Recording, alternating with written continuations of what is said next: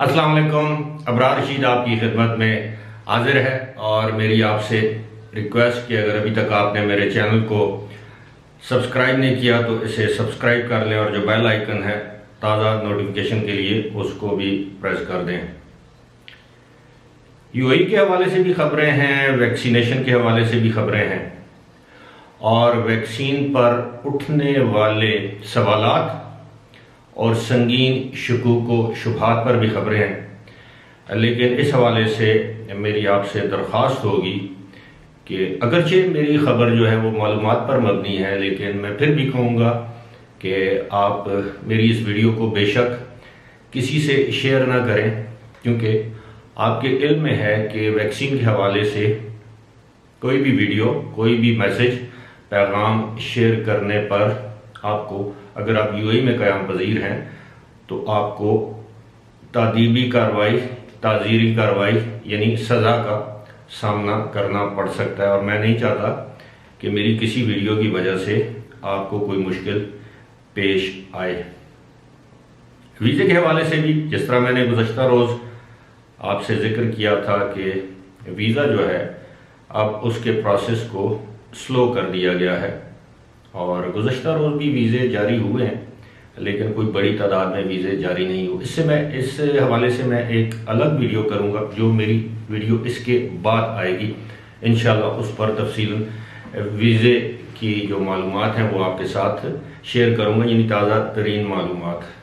سب سے پہلے میں آپ کو یہ بھی بتا دوں کہ اب ابوظہبی نے پابندیوں میں مزید اضافہ کرنا شروع کر دیا ہے، اور تازہ ترین پابندی یہ ہے کہ اب ابوظہبی میں آپ کسی بھی ہسپتال میں اگر آپ جائیں گے اور کسی مریض سے ملنے کے لیے اگر آپ جائیں گے یا ہسپتال کے اندر آپ داخل ہوں گے تو اب آپ پر یہ لازم ہوگا کہ آپ ہسپتال میں جانے سے پہلے کووڈ-19 کا ٹیسٹ کروائیں گے، اور اگر وہ ٹیسٹ نیگیٹو ہوا تو ہی آپ ہسپتال جا سکتے ہیں. یاد رہے کہ 2 روز پہلے ہی ابوظہبی نے ایک مرتبہ پھر اپنی جو پابندیاں ہیں ان میں تبدیلی کی اور بہت سے قوانین تبدیل کیے، جس کی ویڈیو آلریڈی موجود ہے، میں اس کی تفصیل میں نہیں جانا چاہتا. اب جس طرح یو اے ای میں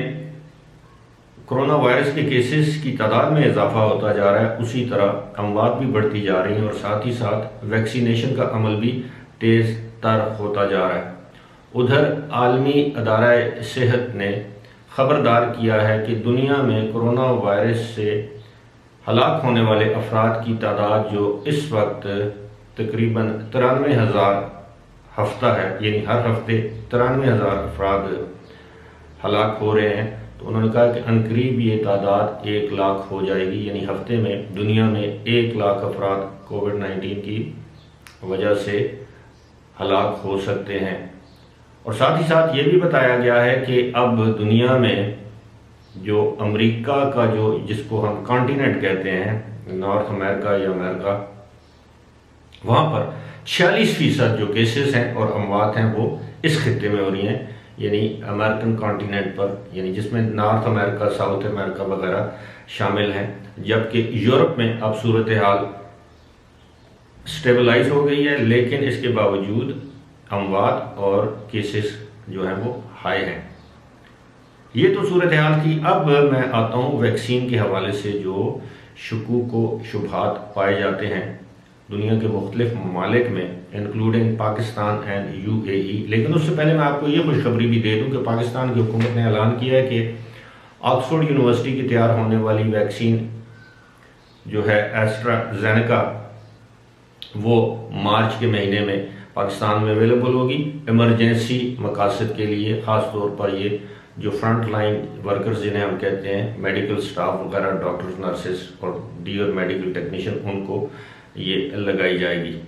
لیکن جو سب سے تشویشناک بات جو ہے وہ کووڈ-19 کی ویکسین کے حوالے سے ہے، اور وہ ویکسین ہے فائزر بایو این ٹیک، جو کہ آپ جانتے ہیں کہ امریکہ اور جرمنی کے تعاون سے تیار ہوئی. اور اب خبریں یہ ہیں کہ ناروے میں یہ ویکسین لگوانے کے بعد 33 افراد جو ہیں وہ ہلاک ہو گئے. جی ہاں، 33 افراد ناروے میں اس ویکسین کی پہلی ڈوز لگوانے کے بعد ہلاک ہو گئے. اور اب اس بات کی تحقیقات کی جا رہی ہے کہ کیا اس ویکسین کے کوئی سائیڈ ایفیکٹس تھے،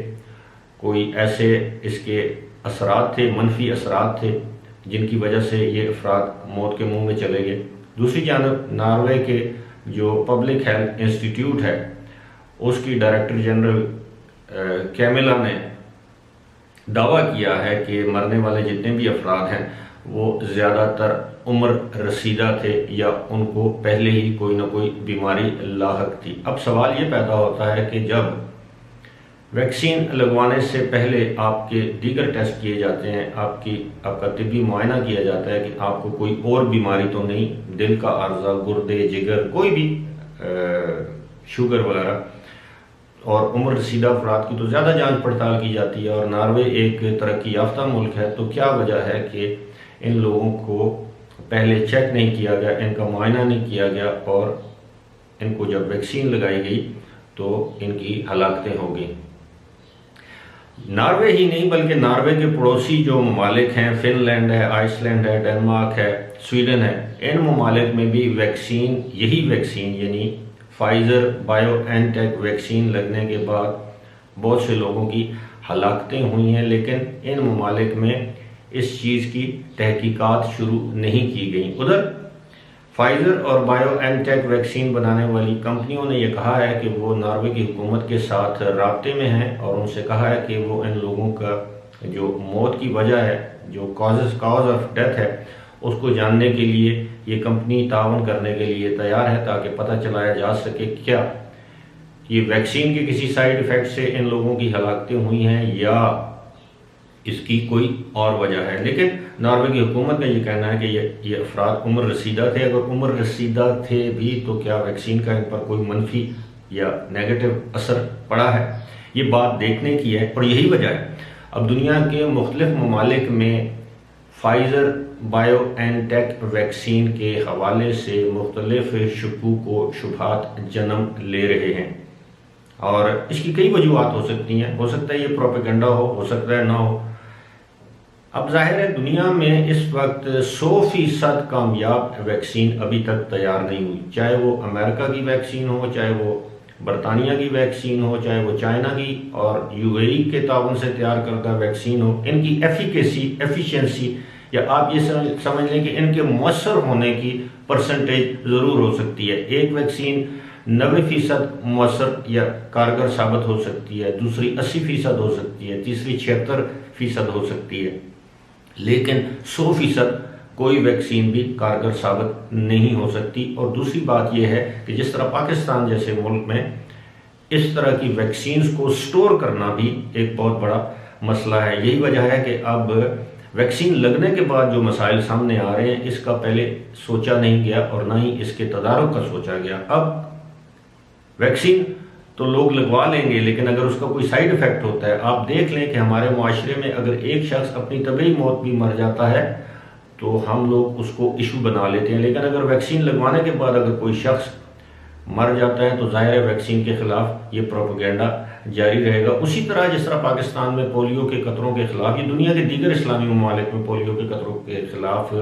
ایک پروپیگنڈا کیا جاتا ہے، اور یہ پروپیگنڈا کسی حد تک کامیابی ہے۔ امید ہے اس ویکسین میں کوئی ایسا فرق نہیں ہوگا۔ بہرحال میں تو یہی مشورہ دوں گا کہ جس طرح پوری دنیا میں لوگ ویکسین اور اس کی ڈوز لگوا رہے ہیں، جہاں جہاں لوگوں کو یہ ویکسین دستیاب ہے، اپنی زندگی اور صحت اور دوسروں کی زندگی اور صحت کے لیے یہ ویکسین ضرور لگوائیں۔ مجھے دیجیے اجازت، خدا حافظ۔